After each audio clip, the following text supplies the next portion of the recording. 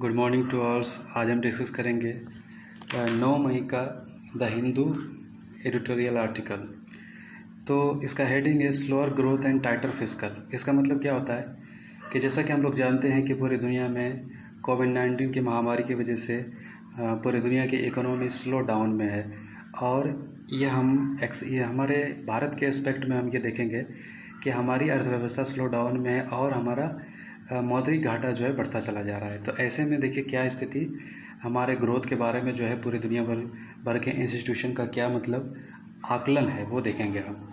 तो अगर हम बात करें तो हमारे ग्रोथ के बारे में फिच की अगर बात करें तो 0.8% ये बताते हैं कि हमारा 2020 से हमारा 21 तक जो हमारा ग्रोथ 0.8% के हिसाब से रहने वाला है।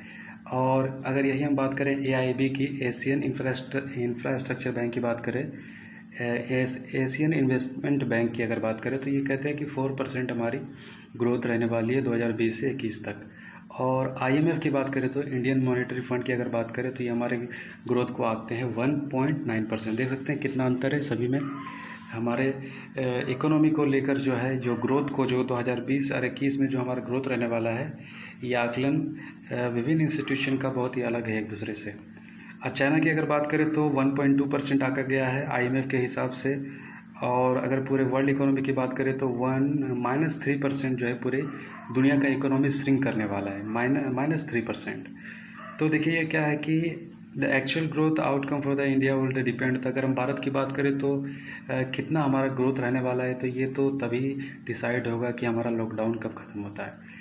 ये लॉकडाउन कब ख़त्म होगा ये डिसाइड करेगा कि हमारे देश का ग्रोथ क्या रहने वाला है और हमारे सरकार की पॉलिसी क्या किस तरीके से जो है इसको हैंडल करेंगी तो ये तय करेगा। देखिए दो बातें हैं यहाँ पर कि हमारा ग्रोथ क्या रहने वाला है ये तो हमने देख लिया। विभिन्न इंस्टीट्यूशन जो हमारे ग्रोथ के बारे में 2020 से 21 तक क्या रहने वाला है वो तो देख लिया। लेकिन अगर ग्रोथ की बात करें तो ग्रोथ ये तय करता है कि हम कितना जल्दी इस पेंडेमिक से जो है उबर पाते हैं और हमारी सरकार की पॉलिसी किस तरीके से रहती है वो तय करेगी कि हमारी ग्रोथ किस तरीके से रहने वाली है। तो ग्रोथ प्रोस्पेक्ट में अगर बात करें तो GVA में जो है यहाँ पर रंगनाथ राजन के द्वारा यहाँ पर जो है ये बताया गया है कि देखिए GVA को जो है ना 8 ग्रुप में डिवाइड करके मेजर किया जाता है। 8 ग्रुप में डिवाइड करके मेजर किया जाता है। अगर 8 ग्रुप की अगर बात करें तो ये है, ये 8 ग्रुप में डिवाइड किया जाता है GVA को। यहाँ पर एग्रीकल्चर, फॉरेस्ट्री, फिशरी, ठीक है, ये 1 हो गया। और माइनिंग से क्वायरिंग ये 2 हो गया। मैन्युफैक्चरिंग 3 और electric, gas, water supply, other utility service ये हो गया। और construction, trade, hotel, transport, communication और financial, real estate and professional service, public administration, defence and other service. तो ये 8 GVA को जो है 8 ग्रुप में बांट दिया गया है। तो यहाँ पर जो टॉपिक जो डिस्कस कर रहे हैं कि रंगनाथ राजन साहब जो है यहाँ पर इसको 4 पार्ट्स में डिवाइड करके देखते हैं, यानी कि इसको 4 तरीके से डिवाइड करके इन्होंने बताते हैं। तो वैसे GVA क्या होता है कि आप देख लीजिए। GVA ये होता है ना GDP plus subsidy on product, यानी कि GDP और सब्सिडी जो प्रोडक्ट के ऊपर जो दिए जाते हैं उसको जोड़ दे और उसमें से टैक्स माइनस कर देंगे तो वो GVA होगा, ठीक है। तो इसको 8 पार्ट में जो 8 सेक्टर में जो है बांट करके देखा जाता है। लेकिन यहाँ पर हम 4 ग्रुप में बांट करके देखेंगे, जैसा कि आर्टिकल में 4 ग्रुप में बांट करके बताया गया है, ठीक है। तो अगर ग्रुप A को अगर हम बांट दें तो यहाँ पर देखिए ट्रेड, ग्रुप A में है trade, hotel, transport, storage and communication. तो अगर इस सेक्टर की बात करें तो रंगनाथ राजन साहब कहते हैं कि ये सेक्टर में जो है पिछले साल से यानी कि 2019 की अगर बात करें तो इस बार इसमें ग्रोथ रहने वाला है 3%। तो देखिए पहले आपको गौर करना है कि पैंडेमिक के वजह से, प्रकोप की वजह से क्या क्या हमारा रुका हुआ है। तो जाहिर सी बात है ट्रेड तो पूरी तरीके से रुका हुआ, होटल वगैरह ये सब तो पूरी तरीके से पैकेज है, कुछ नहीं हो रहा है। ट्रांसपोर्ट वगैरह कुछ नहीं है, मतलब कुछ एसेंशियल चीज़ें मतलब कुछ ना कुछ चल रही, कुछ चीज़ें चल रही है, लेकिन ये पूरी तरीके से ये नहीं कहा जा सकता। तो स्टोरेज एंड कम्युनिकेशन भी पूरी तरीके से डाउन, मतलब जो है पूरी तरीके से रुका हुआ है। तो इसमें हमारा स्कोर अगर देखा जाए ग्रोथ की देखा जाए तो ये रहेगा 2019 के मुकाबले में 2020 में 30% जो है बताया गया है। और ग्रुप B में बांटा गया है mining and quarrying, electricity, gas, water supply and other utility service, और construction and financial and real estate and the personal service growth. तो इसको देखा जाए तो देखिए माइनिंग की अगर बात करें तो माइनिंग भी पूरी तरीके से अभी तो ठप ही होगा। इलेक्ट्रिसिटी वगैरह, गैस वगैरह ये सब सप्लाई तो एसेंशियल गुड्स में आता है, तो ये तो ठीक है। यूटिलिटी सर्विस है, कंस्ट्रक्शन पूरी तरीके से बंद है, और फाइनेंशियल रियल इस्टेट ये पूरी तरीके से ठप है। Personal service growth will be, तो देखा जाए तो 2019 के मुकाबला में 2020-21 में ये हमारा 50% की ग्रोथ रहने वाला है। यानी कि बेस ईयर हम 2019 को बेस ईयर मान रहे हैं, ठीक है। और 2019 की बेस ईयर को अगर हम मानते हैं तो 2020 में ये ग्रोथ 50% रहने वाला है। और ग्रुप सी में अगर देखा जाए तो मैन्युफैक्चरिंग सेक्टर है, और which has a suffered growth erosion in 2019 to 2020। Manufacturing sector वैसे भी हमारे यहाँ पूरी तरीके से जो है कमज़ोर ही माना जाता है, तो इसका ग्रोथ जो है आका जाता है 2019 का अगर बेस ईयर मान ले तो 40% जो है ग्रोथ रहने वाला है, ठीक है। यानी कि 2019 को बेस ईयर मान ले तो 40% ग्रोथ रहने वाला है, ठीक है। तो ग्रुप हो गया, हम चार ग्रुप में बांट करके देख रहे हैं।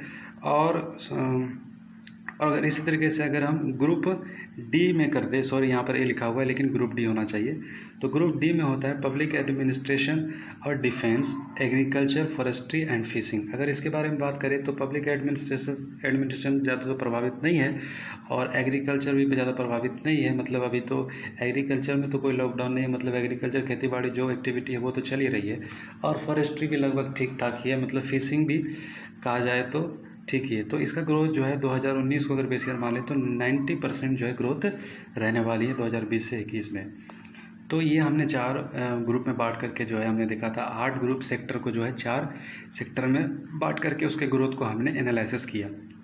तो अब देखिए क्या है कि हम क्या कर सकते हैं, नीड स्ट्रॉन्ग पॉलिसी सपोर्ट। तो हम क्या कर सकते हैं, तो मैन्युफैक्चरिंग सेक्टर की बात करें तो ये हमारे जीडीपी में कंट्रीब्यूट करता है 17.4%, ठीक है।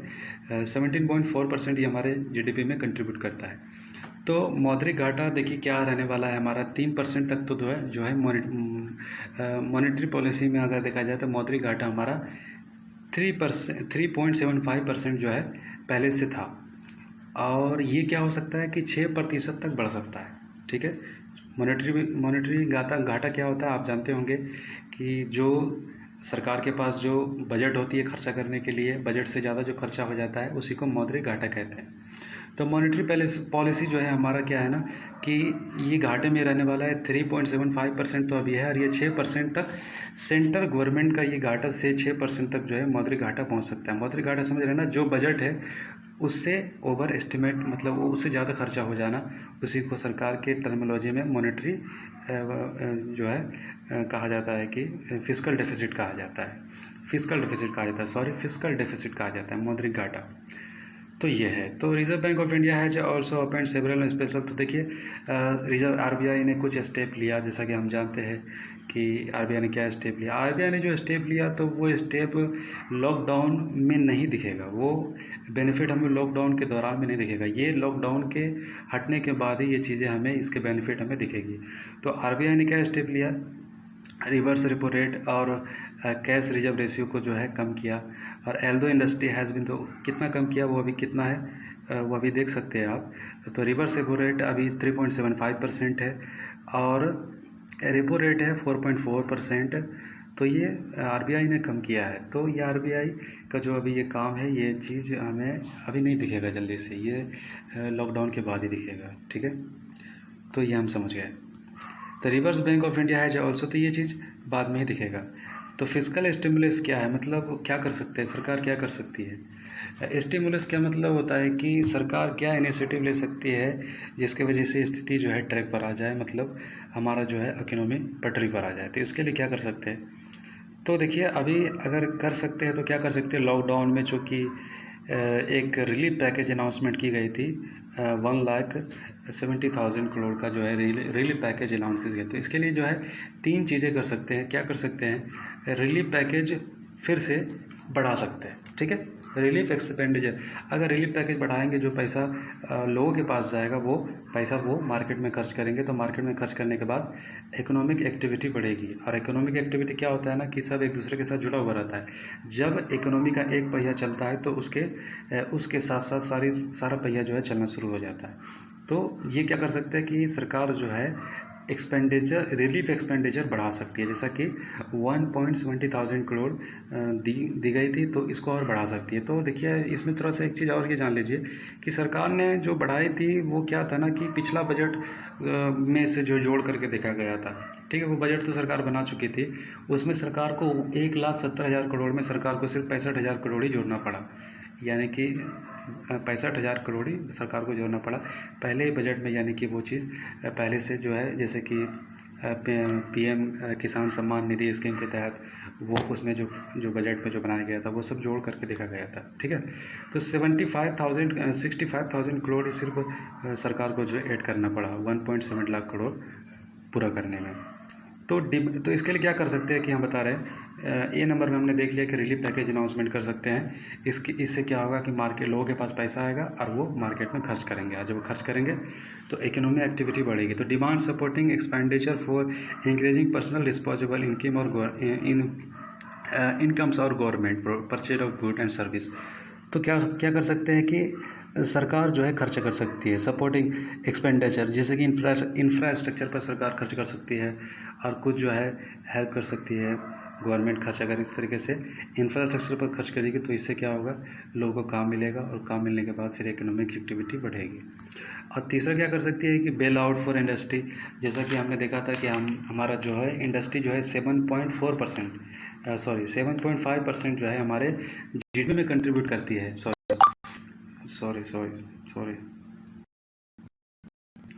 तो जीडीपी में कंट्रीब्यूट करती है तकरीबन जो है 17.5%। तो इसके लिए इंडस्ट्रीज़ के लिए जो ना बेल आउट पैकेज इंडस्ट्रीज़ के लिए भी दे सकती है। The centre earlier announced 1.7 lakh crore, तो इसमें से हम बात कर चुके हैं 65,000 करोड़ ही सरकार को ऐड करना पड़ा।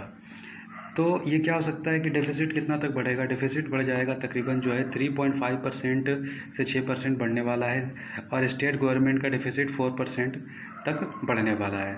और सेंटर की अगर बात करें तो टोटल 6% तक जा सकता है, और जाए कोई दिक्कत नहीं है। अगर वैसे 6% तक अगर हमारा जो है फिजिकल डेफिसिट जाता है तो ये सरकार के लिए अच्छा नहीं है, जो है ये चीज़ सही नहीं है, लेकिन ऐसी स्थिति में अगर जाती है तो फिर ये मजबूरी है, तो 6% तक जा सकती है। तो centre and state public sector undertaking, तो देखा जाए तो ये क्या हो सकता है ना कि 4% अगर बात करें सेंटर की 6% और स्टेट गवर्नमेंट की बात करें तो 4%, और centre and state public sector की इसकी फिजिकल डेफिसिट जा सकती है 3.5%। फिजिकल डेफिसिट मतलब मौद्रिक घाटा, यानी कि बजट से ज़्यादा जो खर्च हो जाता है उसी को फिजिकल डेफिसिट कहा जाता है।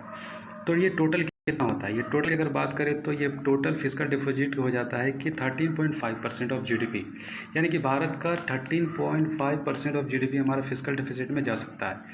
तो ये फिजिकल डेफिसिट वैसे ये पैसा लाए कहाँ से, यानी कि इस कमी को पूरा कहाँ से किया जाए, यानी कि इतना पैसा मतलब जो हमने अभी बेल पैकेज अनाउंस करने की बात की, या फिर रिलीफ पैकेज की बात करी, या फिर इंफ्रास्ट्रक्चर पर खर्च करने की बात करी, ये पैसे सरकार के पास कहाँ से आएगी। अगर ये सरकार करती है तो 13.5% ऑफ जीडीपी जो है भारत को जो है खर्च करना पड़ जाएगा, मतलब ये चीज़ें हो जाएगी। तो ये चीज़ें कहाँ से आ सकती है, तो देखिए ये क्या कहाँ से आ सकती है, तो ऑन फिजिकल डेफिसिट ये चीज़ें आ सकती है। टोटल अवेलेबल रिसोर्स देख लीजिए हमारे पास अभी अगर देखा जाए तो 9.5% ऑफ जीडीपी है, जैसे कि प्राइवेट सेक्टर के पास जो है प्राइवेट सेक्टर के पास जो है 7% बोरोइंग कर सकते हैं, पब्लिक सेक्टर से 1.5%, और नेट कैपिटल फ्लो हमारे पास जो है 1% है, यानी कि सरकार जो है 9.5% ऑफ जीडीपी जो है जमा कर सकती है, इतना तो हो सकता है, लेकिन 4% फिर भी जो है घट जा रहा है, ठीक है। 4% फिजिकल डेफिसिट जो है ये मौद्रिक घाटा कंप्लीट करने के लिए 4% जीडीपी और चाहिए, तो 4% चाहिए। इसके लिए क्या कर सकते हैं, 13.5% कंप्लीट करने के लिए हमको 4% और चाहिए, तो 4% और चाहिए, तो 4% कहाँ से आएगा, तो ये क्या कर सकती है ना कि आरबीआई बॉन्ड रिलीज कर सकती है। आरबीआई बॉन्ड रिलीज करके क्या कर सकती है कि ये 4% जो है इसको कंप्लीट कर सकती है। तो लेकिन जब आरबीआई बॉन्ड रिलीज करेगी तो इसका भी नुकसान है, इन्फ्लेशन बढ़ सकता है, महंगाई बढ़ सकती है। आरबीआई अगर बॉन्ड इशू करती है तो लोग बॉन्ड अगर परचेज करेंगे तो इससे क्या होगा, सरकार के पास पैसा तो आ जाएगा, लेकिन ये जो है फिर इसका नकारात्मक प्रभाव देखने को मिल सकता है। तो वैसे ये मजबूरी है, लेकिन अगर देखा जाए तो रंगनाथ राजन साहब कहते हैं कि ये एक ही बार करना है, यानी कि आरबीआई जो बोरोइंग करेगी बॉन्ड रिलीज करके, ये एक वन टाइम होगा, ये बार बार के लिए नहीं होगा। तो ये देखिए, ये पूरा डिस्कशन हमने कर लिया और उम्मीद है कि ये थोड़ा सा टिपिकल टॉपिक था, आपको थोड़ा सा अगर नहीं समझ में आया तो बैक में जा करके फिर से रिवर्स करके सुन लेना, ठीक है। थैंक यू, शेयर कर दो।